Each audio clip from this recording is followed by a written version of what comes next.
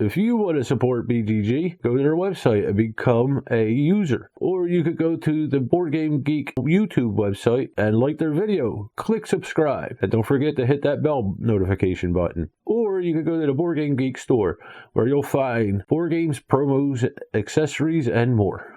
All I am saying is Gift's got some cash.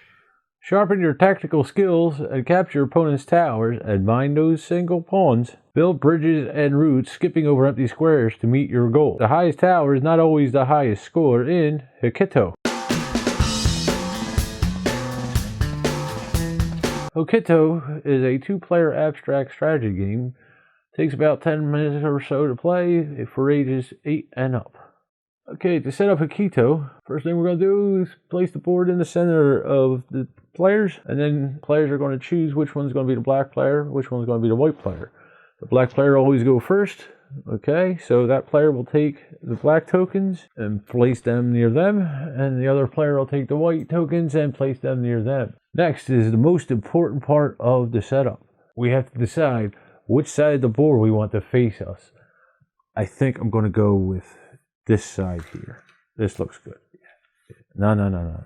Wait. Go back to this side. This side. This is the side. Next, each player will take their 18 tokens and place one randomly in each space in the first 3 rows facing that player. And that is set up. You are ready to play Hokito. The object of Hokito, and I'm sorry, I know I'm butchering this name, is to have the highest score at the end of the game. Players will use their tokens to move across the board and take control of their opponent's tokens, or to mitigate the number of points that they will use on their own tokens at the end of the game. This will go back and forth between players until one player can no longer make any legal move, in which case the game ends and players will count out the number of tokens and stacks of tokens on the board, and whoever has the highest number wins the game. The majority of the rules for this game deal with movement. So each token has a symbol on it. It's either going to be a 1, a 2, or a 3.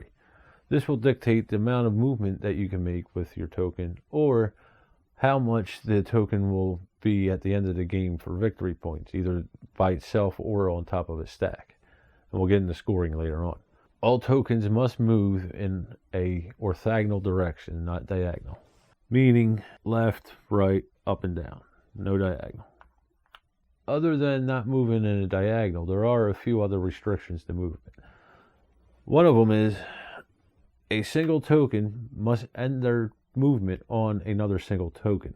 This token here would have to move and then end his turn on a single token. He could not end his turn on what is called a stack. We'll get into them in a second. Okay. However, the player could move his single token through a space with a stack as long as he ends his movement on another single token, creating its own stack. Okay, now stacks are 2 or more tokens on top of each other, but the top token controls that stack.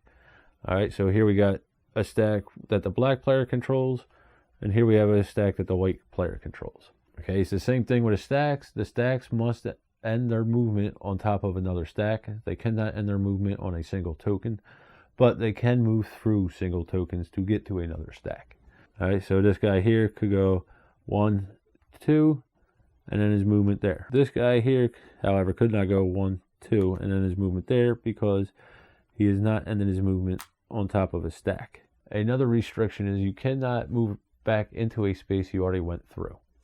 Okay, so say I had this guy here, I couldn't go 1, 2, and then come back and go 3. Another rule involves when you're first moving a token. As you can see, this token here does not have another token to it in an adjacent space in either one of these 2 rows.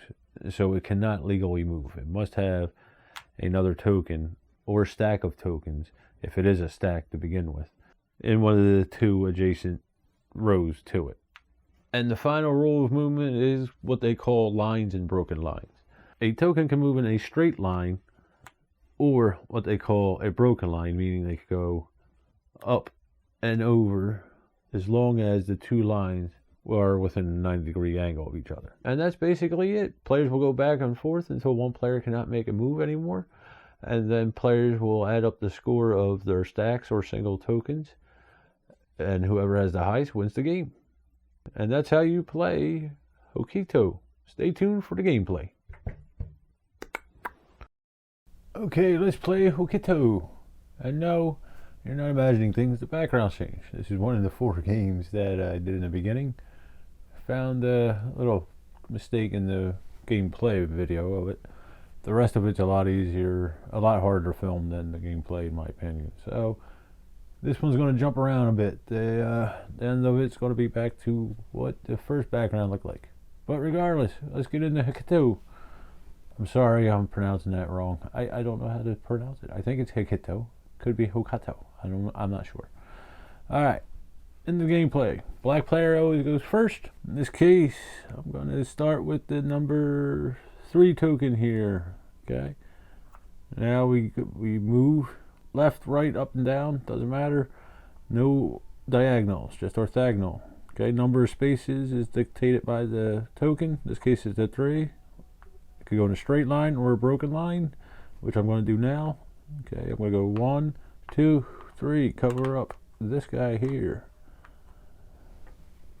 Alright, goes over to the white player. Let's see. He's going to go out, take this guy out. Now, this is how I play. In the beginning, I try to knock out the player's higher value tokens.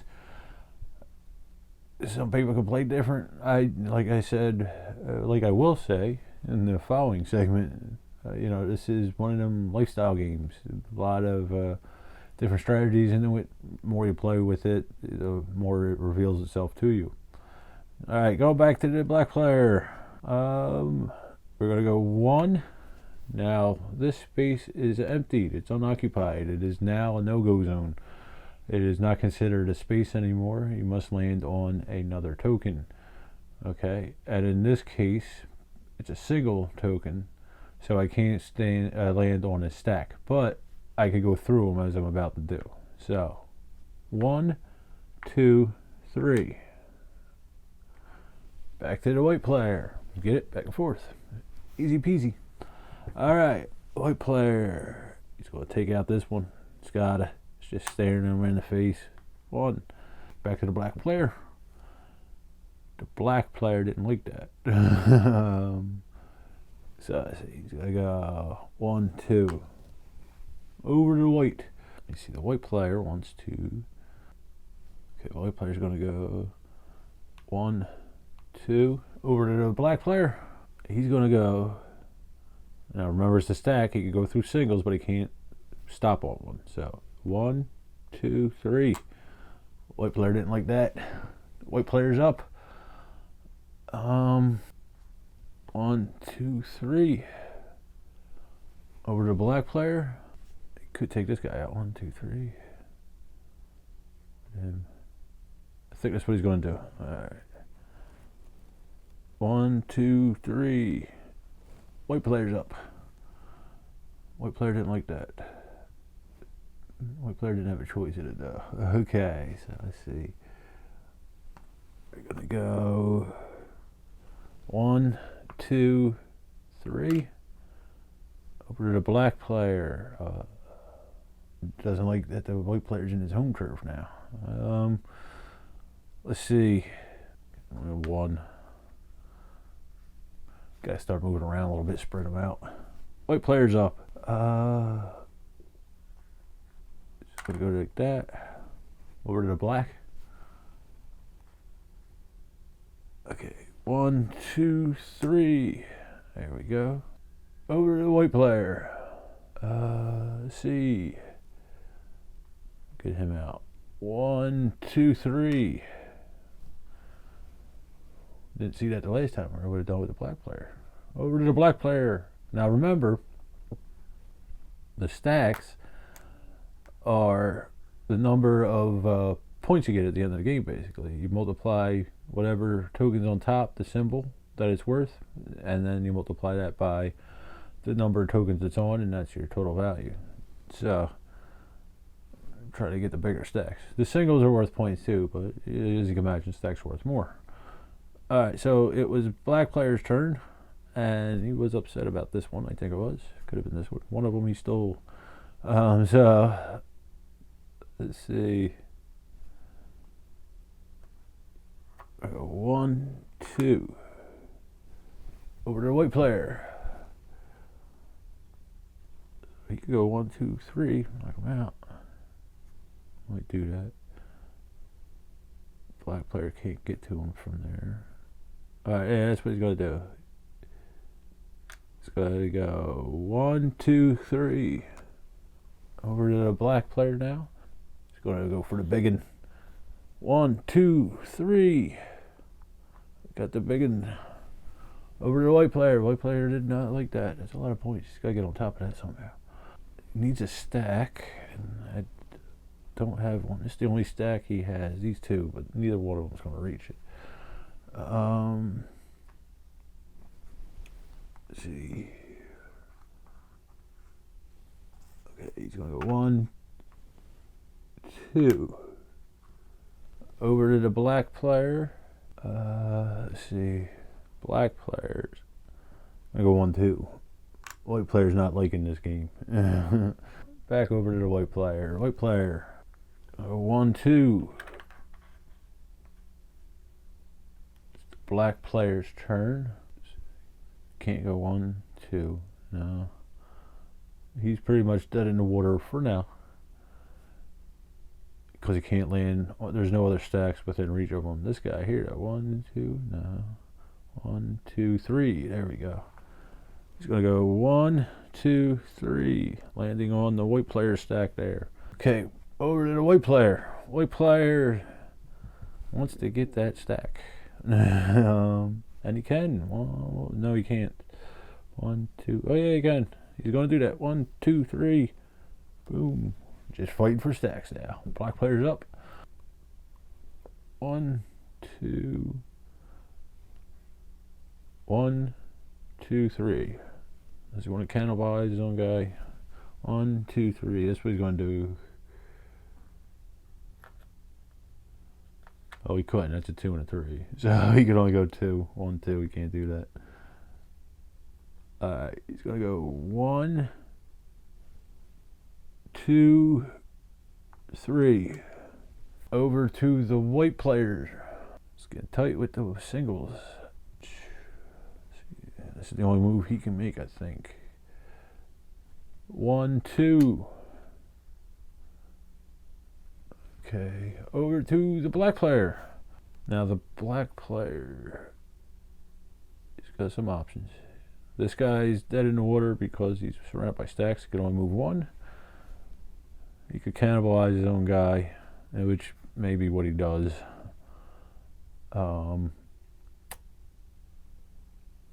This guy's dead in the water because he has no line of sight with any other stacks. This guy, let's see. Well, here, you can't land there. You could go here. Okay, so the 2 could go here. I'm going to think about that. 3, let's see. 1, 2, 3. Oh, it's too tempting. Yeah, he's got it. All right. 1, 2, 3.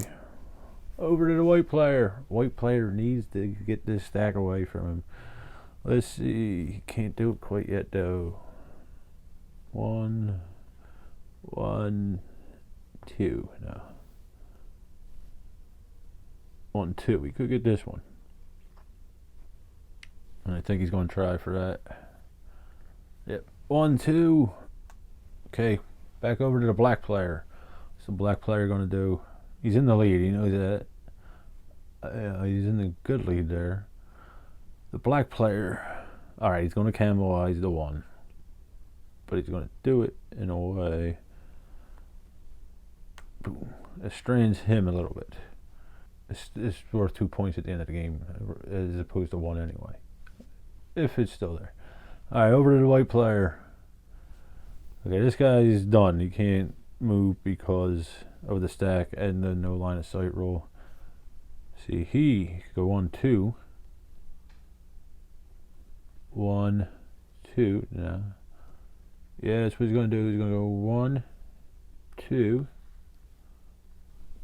Over to the black player. 1, 2. Can't do that. 1, 2. There's no point in doing that.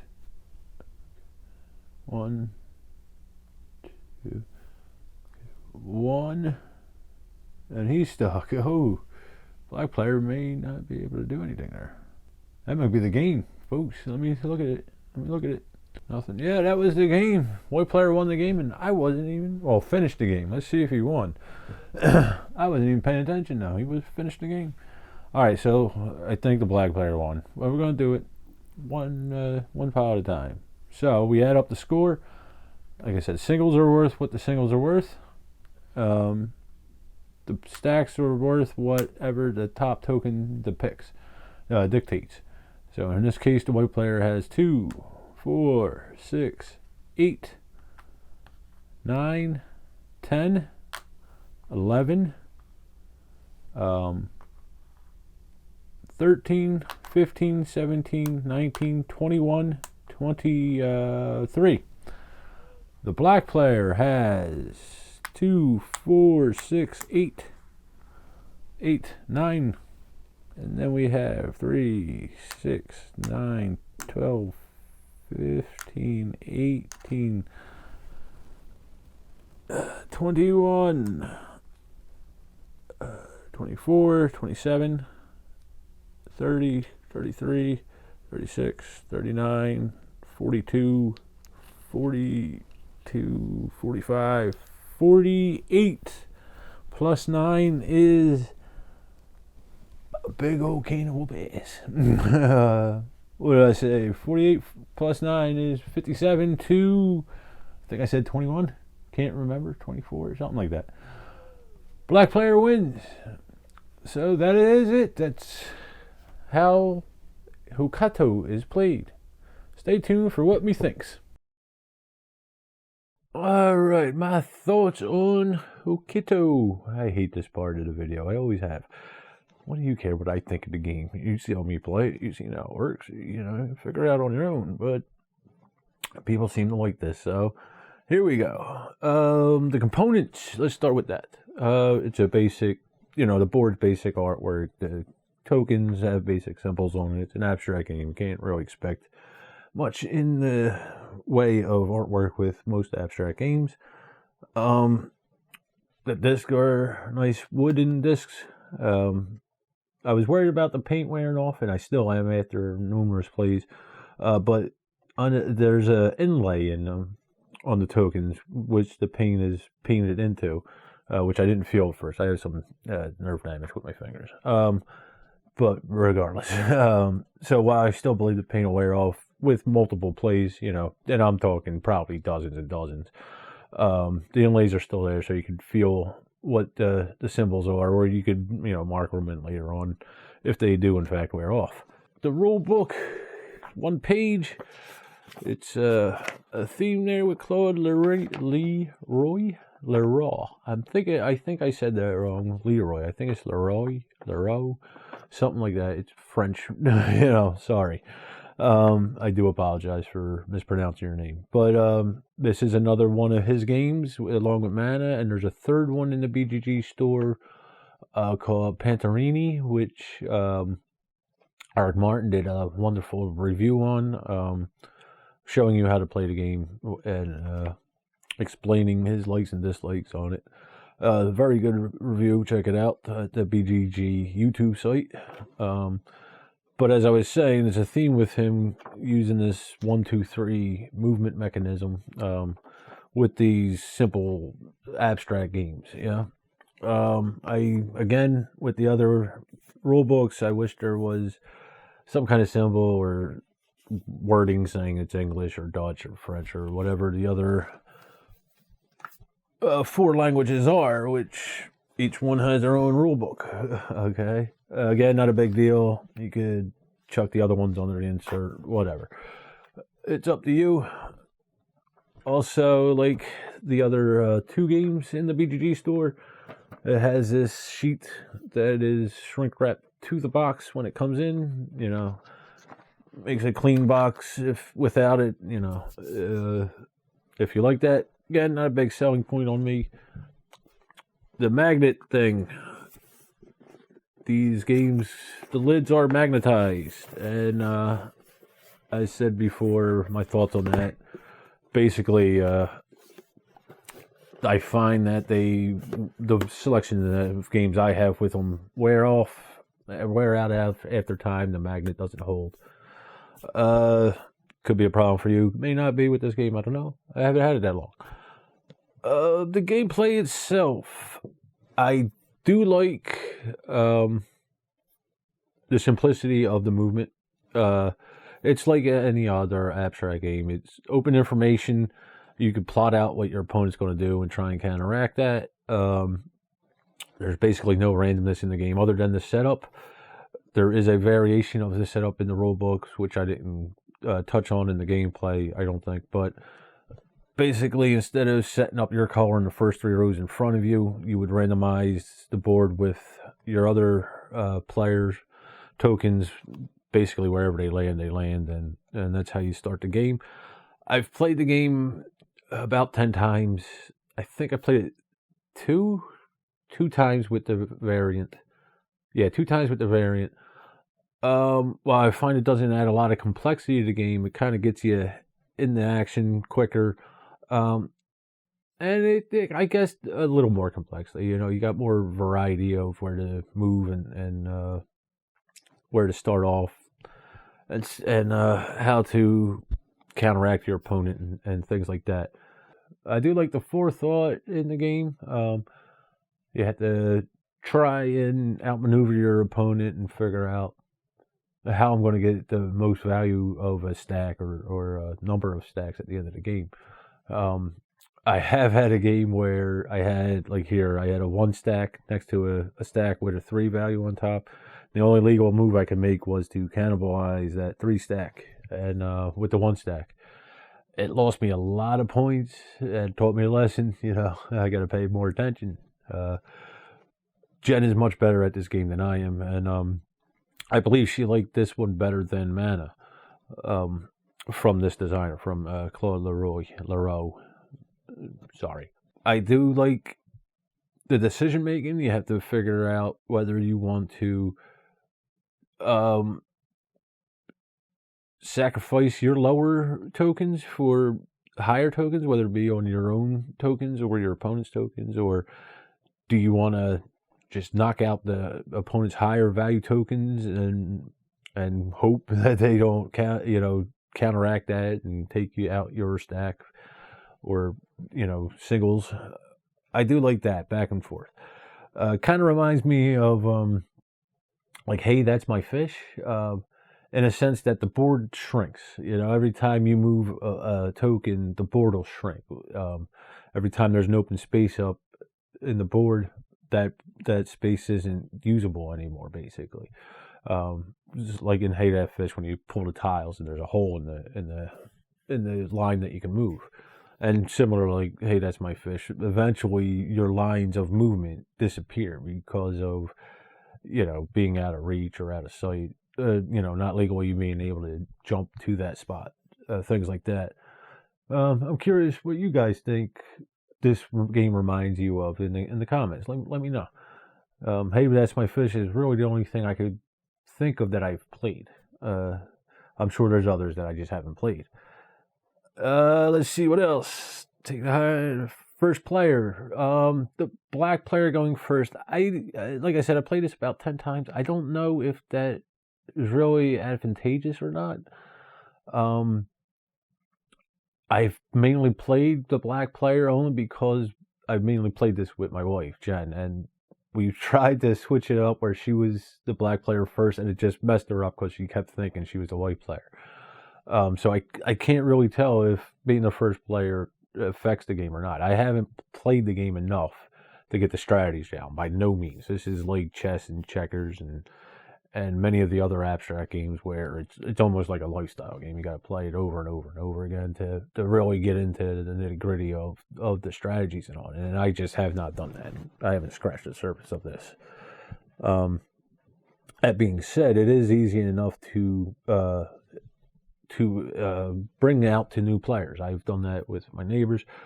They're fairly new players. They play stuff like Cards Against Humanity and I think Ticket to Ride, smaller gateway games. But this, they said it reminds them of checkers a lot. I just because they look like checkers, I guess, and kind of the way they move when you king people and stuff like that in checkers. The restriction of the movement is it's interesting. It's a theme with them: 1, 2, 3. Move that number. With all 3 games, it looks like it's an interesting concept. Simple, but there's just so many things you can do with it, as they're showing with these 3 different games. Another thing I like about this game is it is quick to play. It's what's the box say? 10 minutes? Yeah, I give that about right. Unless you're playing with an AP Pro player like my wife, looking more like 15, maybe 20. But again, this is so quick. You can play 3, 4 of these games in an hour if you wanted to. A negative to the game is it is an abstract, and I know it just won't get to the table. As much as this is in my wheelhouse, where it's a 2-player game, it's under an hour. It's just it won't get to the table that much, I don't think. We tend to go towards more thematic. I do. Jen's more Euro games, where the theme does count a bit for her. So that is a negative. If you're not really into abstract games, this may be eternal for you because of that. But, that's just my thoughts. What else? It's an older game. Like I said, it's 1 out of 3 in the BGG Store. If it's something you would like to check out, you can go to the BGG Store website and pick up a copy of your own. So that is basically my thoughts on Hokito. Thanks for watching. Get gaming. Have fun. Keep your head up. Gimpy out. If you want to support BGG, go to their website and become a user. Or you could go to the Board Game Geek YouTube website and like their video. Click subscribe. And don't forget to hit that bell notification button. Or you could go to the Board Game Geek store, where you'll find board games, promos, accessories, and more. All I am saying is Gift's got some cash.